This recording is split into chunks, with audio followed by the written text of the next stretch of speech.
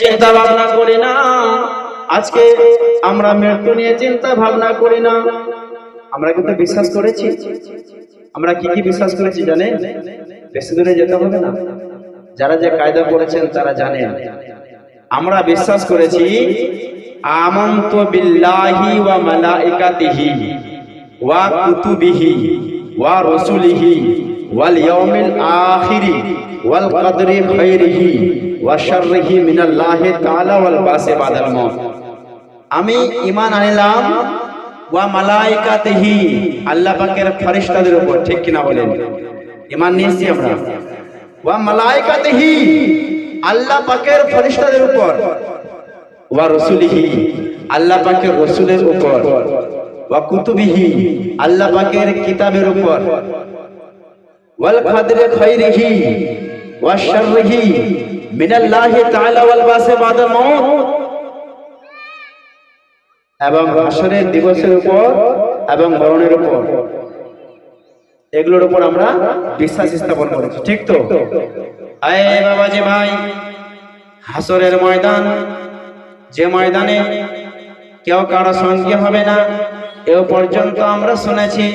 আমরা হাদিস ও পবিত্র কোরআনুল মাজিদের মধ্যে পেয়েছি যে 50,000 বছর একটা দিন হবে।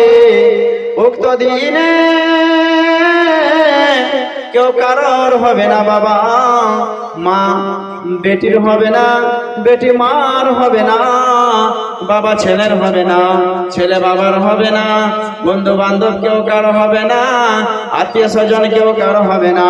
কিন্তু সেই দিন হাসরের ময়দানে আপনি যদি কিঞ্চিত পরিমাণ নেকিও করে থাকেন, তাহলে সেই নেকিটা আপনি খুঁজে পেয়ে যাবেন, আর বাদি করলেও খুঁজে পেয়ে যাবে।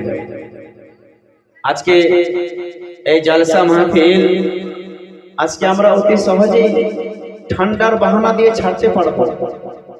আমরা অতি সহজেই ঠান্ডার বাহানা দিয়ে লেপের তলে বা কম্বলের তলে ঢুকে ঘুমাতে পারবো, কোনো অসুবিধা নাই। কেউ আমাদের দাঁড়াতে পারবে না। পারবে কি? না, পারবে না। কিন্তু জানেন, এই মাহফিলে যে সমস্ত জায়গাগুলো খালি দেখছেন, এই মাহফিলে যে সমস্ত জায়গাগুলো আমরা খালি দেখতে পাচ্ছি, এই জায়গাগুলো খালি নেই বাপ। এই জায়গাগুলো আল্লাহ পাকের রহমতি ফেরেশতা বসে রয়েছেন। বলুন সুবহানাল্লাহ। শ্রোতা মণ্ডলী, হ্যাঁ ঠিকই শুনেছেন, এই রহমতি মাহফিলে। তাই যে সমস্ত বাবাজি ভাইরা, পর্দানশী মা বোনেরা এখনো আসেননি, সেই বাবাজি ভাইদেরকে বলবো আপনারা এসে মাহফিলে যোগদান করুন। তো শ্রোতা মণ্ডলী, আমরা আল্লাহ পাকের পবিত্র কোরআন হইতে পেলাম যে আল্লাহ তাআলার পবিত্র কোরআন পরিষ্কার ভাষায় বলেন যে কিঞ্চিত পরিমাণ নেকি করলেও হাসরের ময়দানে পাবো, কিঞ্চিত পরিমাণ বাদি করলেও হাসরের ময়দানে পাবো। আয় শ্রোতা মণ্ডলী, আজকে আমরা নেকি হতে পিছনে থাকবো কেন? আজকে আমরা বাদিকে কেন লাথি মারবো না? আমাদের চিন্তা ভাবনা করার দরকার আছে, আমাদের নিজের বিচার নিজে করার দরকার আছে। আপনি যতক্ষণ পর্যন্ত চিন্তা ভাবনা করবেন না, আল্লাহ রাব্বুল আলামিন আমাকে দুনিয়ার বুকে পরীক্ষার জন্য প্রেরণ করেছেন।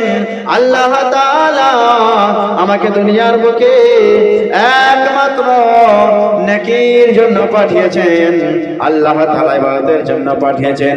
যার প্রমাণ মহান আল্লাহ তাআলা পবিত্র কোরআনে বলেছেন, ওয়া মা খালাকাতুল জিন্না ওয়াল ইনসা ইল্লা লিয়াবুদুন। জোরে বলুন সুবহানাল্লাহ।